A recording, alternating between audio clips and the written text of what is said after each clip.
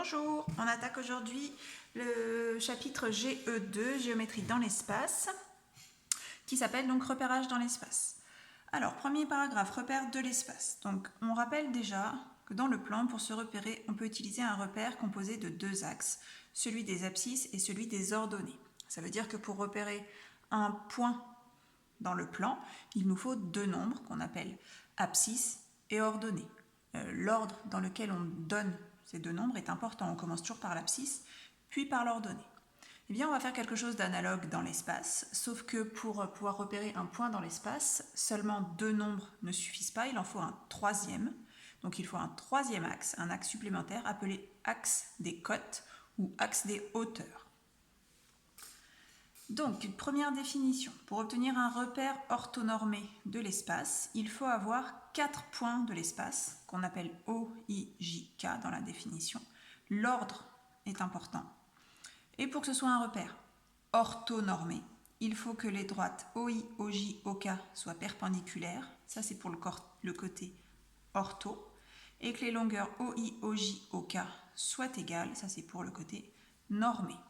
Si on n'a pas ces deux conditions-là, si on a juste 4 points OIJK avec des droites pas forcément perpendiculaires et des longueurs pas forcément égales, on a toujours un repère, sauf qu'il ne sera pas orthonormé. Petite précision, les longueurs OI, OJ et OK, qui sont égales, sont l'unité de longueur. Elles correspondent à 1 sur chacun des axes.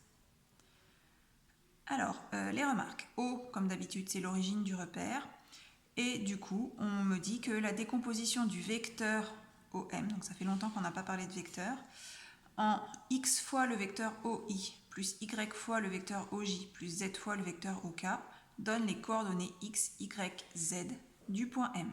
Abscisse, ordonnée, côte. Donc la première, c'est bien le nombre qui correspond à l'axe OI, première lettre après l'origine. Y, la deuxième coordonnée, l'ordonnée, c'est celle qui correspond sur l'axe OJ, c'est la lettre qui vient après. Les dernières coordonnées, Z, la cote ou hauteur, qui correspond à OK, c'est donc sur la dernière. Donc les coordonnées devront être données dans l'ordre en fonction de l'ordre des points dans le nom du repère. Alors, on va faire sur l'exemple, ce sera plus parlant pour vous. Donc dans cet exemple, on se place dans un cube ABCDEFGH et on considère le repère BCAF. Alors on va s'attarder un petit peu sur le nom de ce repère. Donc la première lettre, c'est toujours l'origine du repère. Et ensuite, le C, c'est le point unité sur le premier axe, l'axe des abscisses. Donc mon premier axe, si je le dessine, il est ici. Ça, c'est l'axe des X. Ensuite, j'ai A, donc B, puisque c'est l'origine, et l'axe des ordonnées. Donc là, juste avec ça, alors évidemment, je peux prolonger ici et ici, mais ce que je voulais dire, c'est que juste avec ces deux axes-là, vous avez un repère comme vous avez l'habitude de voir, c'est-à-dire un repère en deux dimensions. Si on travaille que dans le plan qui contient la base BCAD, là, on a un repère classique. Alors, sauf que la perspective le déforme, mais il est bien, les deux axes sont bien perpendiculaires parce qu'on est dans un cube. Et donc sur cet axe, là c'est l'unité, et sur cet axe, là c'est l'unité. Sauf que pour se repérer dans l'espace, il nous faut un troisième axe qui est défini par le point F, et là l'axe BF qui est l'axe des côtes. Et à nouveau, le point F ici correspond à l'unité. Donc la difficulté ici, ça va être de voir dans l'espace, puisque, comme je vous l'ai dit, la perspective cavalière déforme les choses, mais on essaye de voir dans la réalité à quoi ça ressemblerait. Alors, on va indiquer les coordonnées de tous les points de la figure, donc des 8 points de la figure, en commençant par les plus simples, ceux qui forment le repère, c'est-à-dire B, C, A et F, et on terminera par les 4 autres points. Alors, on commence facilement. B, c'est l'origine. Donc, ces coordonnées, c'est 0 sur l'axe des abscisses, 0 sur l'axe des ordonnées, 0 sur l'axe des côtes. Ensuite, on continue avec le point C. Donc, sur l'axe des abscisses, C correspond au point unité, puisque c'est le point qui est là. Donc, sa première coordonnée, c'est 1. Après, sur l'axe des ordonnées, donc si je me mets sur l'axe des ordonnées et que je regarde le point C en face de quel nombre il se trouve, il est bien en face du nombre 0. Et le C n'a pas de hauteur, donc sa cote est de 0. Ensuite, pour A, alors on va commencer par lire l'abscisse de A. Donc en face de quel nombre A se trouve sur cet axe-là. Donc là, il faut bien se déplacer parallèlement à l'axe des ordonnées. Donc ici, c'est même sur l'axe des ordonnées, donc on est en face de 0. En ordonnée, eh ben, on est à 1. Et en hauteur, on est à 0.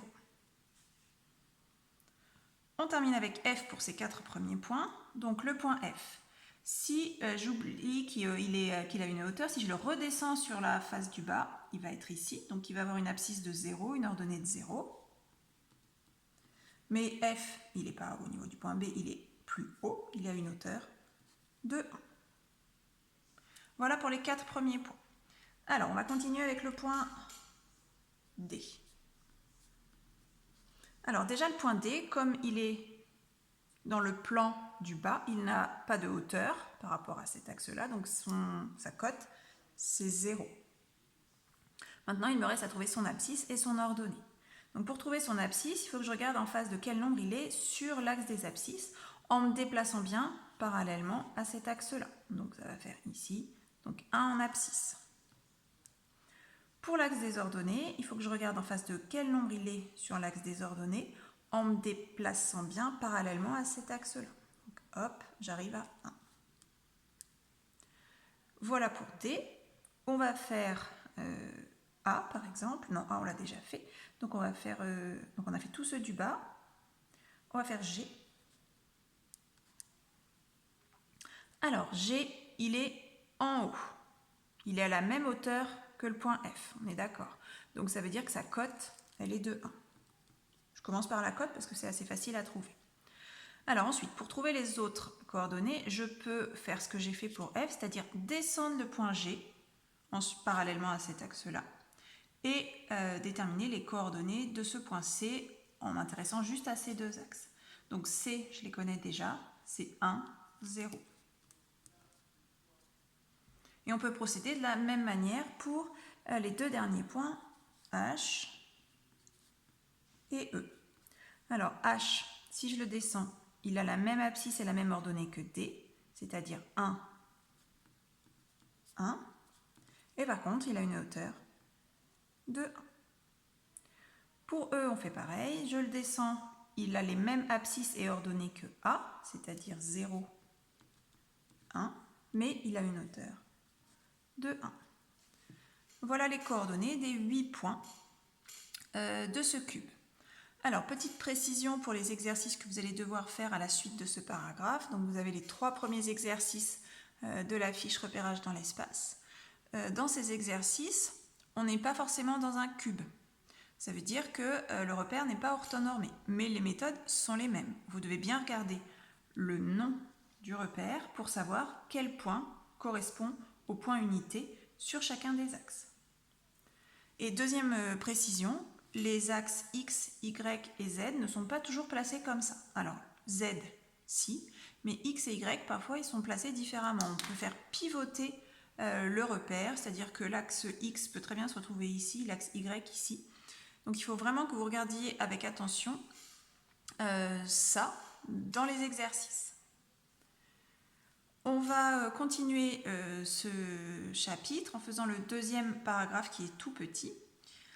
Donc ce deuxième paragraphe qui est distance entre deux points. Alors j'aurais pu préciser de l'espace, mais comme on est en géométrie dans l'espace, je me suis dit que c'était bon.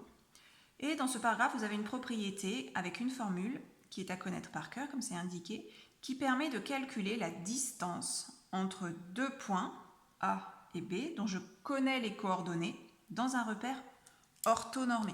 Ça, c'est très important. Le repère doit forcément être orthonormé, sinon la formule n'est plus valide. Donc, A a pour coordonnées XA, YA, ZA, donc abscisse ordonnée, cote de A, et pareil pour B.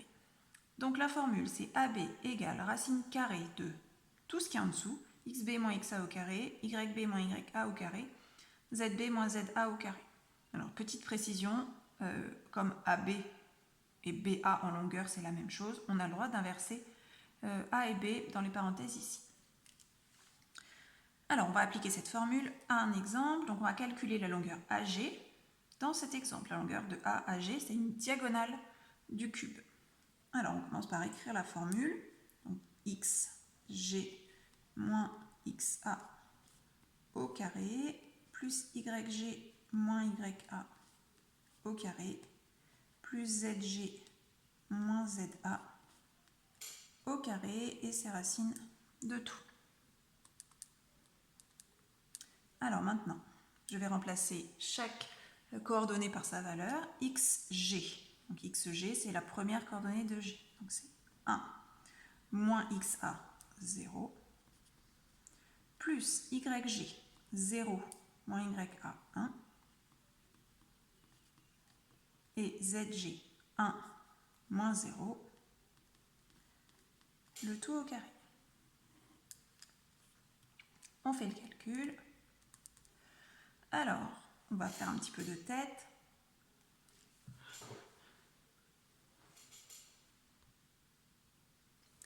« 1 moins 0, ça fait 1.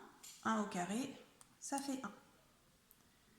Ensuite, 0 moins 1, ça fait moins 1. Et moins 1 au carré, ça fait encore 1. 1 moins 0, ça fait toujours 1. 1 au carré, ça fait 1. Et c'est racine carrée de tout ça. Et il ne me reste plus qu'à calculer sous le radical. Ça fait donc racine carrée de 3. Alors ici, il n'y a pas d'unité. L'unité, c'est cette longueur-là, qui n'est pas ni des centimètres, ni des mètres, ni rien que l'on connaît. Donc on laisse comme ça. Voilà pour cette formule. Donc elle va nous permettre de calculer des distances dans un repère de l'espace, comme vous allez pouvoir le faire dans les exercices 4 et 5 de la fiche.